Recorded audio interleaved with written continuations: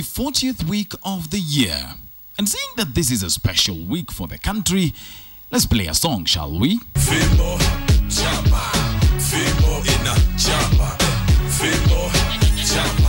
If you don't know why we just played that song, I'll explain in just a moment. First, let's talk about the Supreme Court. The highest court in the land was making a decision on the switch from analog to digital TV signals. So the judges gathered at their bench and read the judgment. And freedom during the colonial era. And read. And read. And just when you thought that they were done reading, they read some more. In no time, this is how Kenyans were watching those proceedings. At the end of the day, nobody knew what was switching who from where and why. The delivery of that judgment is the most analog thing I have seen in a very long time. In fact, it is more analog than rewinding a cassette tape with a biro pen. But anyway, that brings me to my first question. Why can't judges, especially our Supreme Court judges, just be brief? But maybe all hope is not lost. Chief Justice Dr. Willy Mutunga suddenly decided to show Kenyans that he was not all that analog after all. These are my things, and these are your things, and these are our things, and these are the fundamentals. These are my things, and these are your things, and these are the fundamentals. And speaking of people who still harbor dreams of being musicians, Operation, Onda Mapanya. This group from the civil society sat down, discussed, and believed it was fundamental to form a singing band. Small problem. None of these band members could sing to save their life.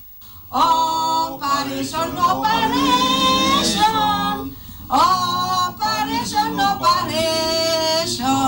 And speaking of fundamentals, members of parliament have finally agreed on something, which is not their salaries. Yes, about 100 members of parliament from both sides of the political divide agreed that it would be fundamental to travel to The Hague to accompany President Uhuru Kenyatta for the status conference on his case at the ICC. This is despite the president having not said whether he's going to The Hague or not.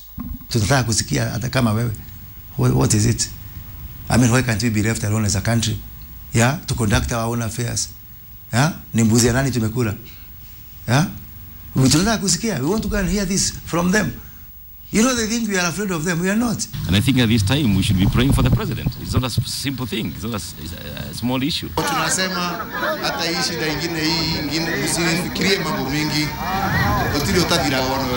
president and his friends should actually be with him, especially at this trying moment.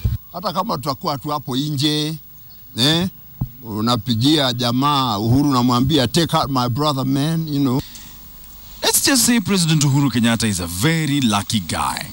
And to the fellows at The Hague, if you've not been watching Kenyan news, you have about 48 hours to understand what exactly is coming at you. It's going to be a noise hurricane. Now, for Uhuru's political nemesis, aka Agwambo, aka Babu, luck seems to have given him a bit of a very wide berth. Babu and his friends had gone to the coast to do a few things that would hopefully be fundamental in leading to a referendum. But the thing is, this referendum song has been sung for so long, a few people have started getting tired. And when I say a few people, I mean this guy, who from now on we shall refer to as the Whipmaster. It was a lovely sunny Wednesday afternoon and Babu and his friends were busy getting down. Little did they know that the Whipmaster was hiding in the bushes, just waiting to strike. And when the time was right, just like a lion stalks its prey, he crept up behind Babu. And then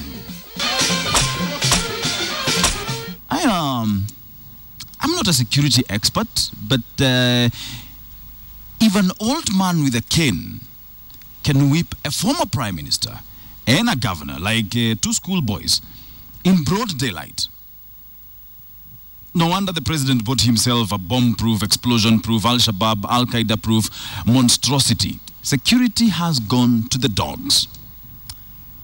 That guy got arrested, the old man that is. And his explanation was quite simple.